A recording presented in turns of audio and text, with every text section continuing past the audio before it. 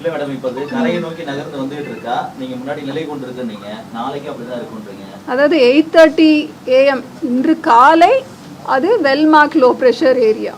இப்போ கொஞ்சம் மூவ் ஆயிருக்கும். ஸோ அப்போ 12 UTC, அதாவது 5:30 மணி வாக்கில் அது எந்த லேட்டிடியூட் லாங்கிடியூடில் இருக்குன்னு நாங்கள் பார்த்துட்டு தான் இருப்போம். ஸோ ஒரு மணி நேரமும் நமக்கு அந்த சேட்டலைட் பேஸ்ட் ஃபிக்ஸ்ன்னு சொல்லுவோம், அந்த மேகக்கூட்ட அமைப்போட மையப்பகுதி எந்த லேட்டிடியூட் லாங்கிடியூடில் வருதுன்றது நாங்கள் பார்த்துட்டு தான் இருப்போம்.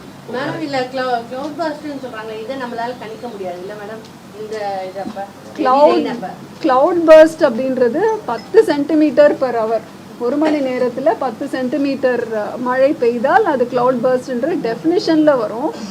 இத்தனை நாள் நம்ம வந்து அது மலைப்பகுதிகளில் மட்டும்தான் வரும்னு ஒரு எண்ணம் இருந்தது.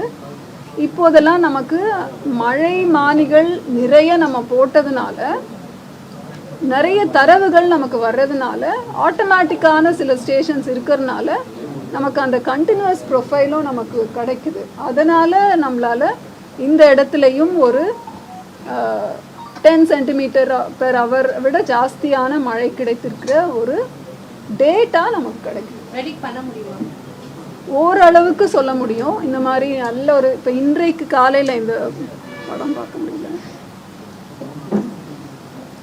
இன்றைக்கு கூட காலையில் ஒரு இன்டென்ஸ் ஸ்பெல் வந்தது இல்லையா, ஒரு 11:00 to 12 மணி. அதில் பார்த்தீங்கன்னா அந்த மாதிரி ஒரு சிஸ்டம், அதாவது ஒரு காற்றழுத்த தாழ்வு மண்டலம் இந்த மாதிரி உருவாகும் பொழுது அதற்கான ஸ்ட்ரீமர்ஸ்னு சொல்லுவோம், அது ஆங்கிலத்தில் ஸ்ட்ரீமர்ஸ் அப்படின்னா லைன் ஸ்குவால்ஸ்னு வரும். அது அந்த மாதிரி மேகக்கூட்ட அமைப்பு வந்து உங்களுக்கு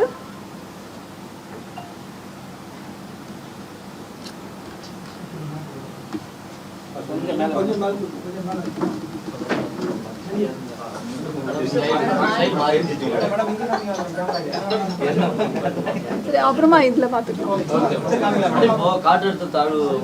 இந்த மாதிரி ஸ்ட்ரீமர்ஸ், அதாவது கடல்லேருந்து அந்த நார்த் ஈஸ்டர்ன் டிரெக்ஷன்லேருந்து உங்களுக்கு மாய்ஸ்சர் ஃபீடு வரும்போது இந்த மாதிரி ஒரு லைன் ஸ்குவால் டைப், அதாவது ஒரு வடகிழக்கிலேருந்து தென்மேற்குக்கு ஒரு கோடு மாதிரி பார்க்குறீங்க இல்லையா.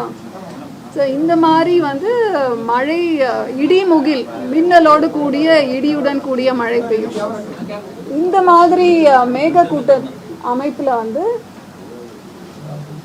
இடைவிடாமல் உங்களுக்கு இடி மின்னலுடன் கூடிய மழை பெய்யும். இப்போ அந்த மாதிரி வந்து இப்போ கடலில் சில சமயம் அது கடலில் நிறைய மழை பொழிவை கொடுத்துட்டு லேண்டில் கொஞ்சம் குறைச்சலாக வரும். மோஸ்ட்லி வடகிழக்கு பருவமழை காலத்துலன்னு பார்த்தீங்கன்னா நம்மளுக்கு ஆராய்ச்சி கட்டுரைகள் பல இருக்குது. கடலில் தான், அதாவது கரையை ஒட்டி கடலிலே தான் மிகவும் அதிகமான மழை பொழிவு இருக்கிறது.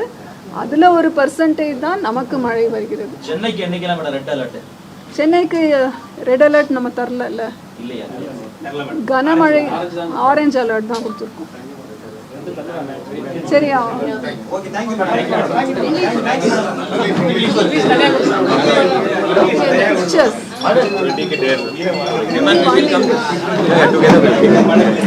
Together is fine.